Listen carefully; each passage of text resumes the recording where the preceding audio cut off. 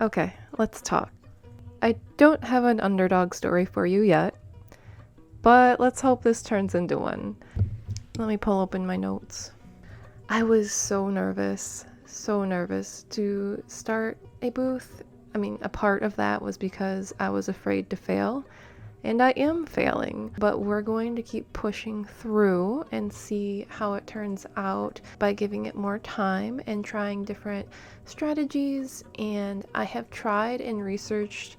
I love researching. I, of course, have come across a lot of cute Instagram channels who almost every single one I've seen is my first booth, my first week, $400, $500, and it's not all about monetary for me, but the gamer in me, I suppose, wants to know the numbers I'm getting are validating for the effort. I want to make sure it's successful. It doesn't have to be an amazing success, but I do want it to be sustainable, a sustainable hobby. So I officially opened my vintage booth on June 10th, but more significantly got it set up and to a point where I was happy with it that Friday and Saturday, so the 12th and 13th. I have enjoyed immensely sourcing and selling vintage home goods on Etsy for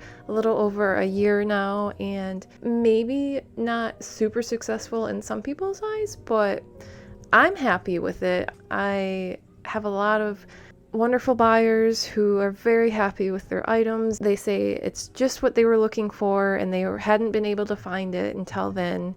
And it's just so much fun to bring the right item to the right person. And every time I go to the shop, I feel like all these poor little things, I do not want them to go to the landfill. I want to save and rescue them all.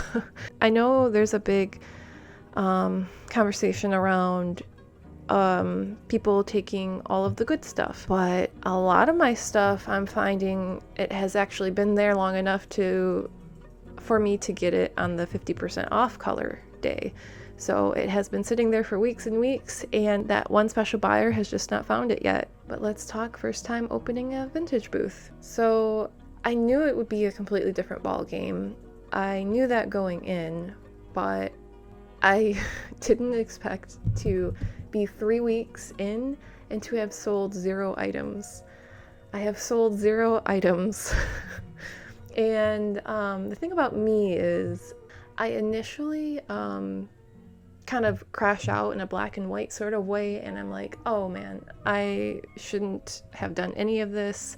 I'm gonna quit right now.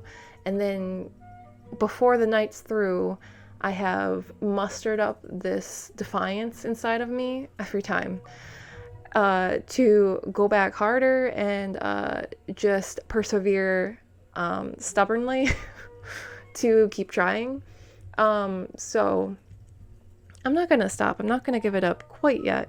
We're going to try a couple different strategies. One I was trying to stay away from, but I'm going to go ahead and give it a shot, is sales. I've heard mixed things on running a sale in your vintage booth, but one particular vintage seller says that's when things took a turning point for her, and she almost quit too. And when she marked everything down, she had a turning point. So I'm going to try that as well. I started with 20% off. So here's the thing.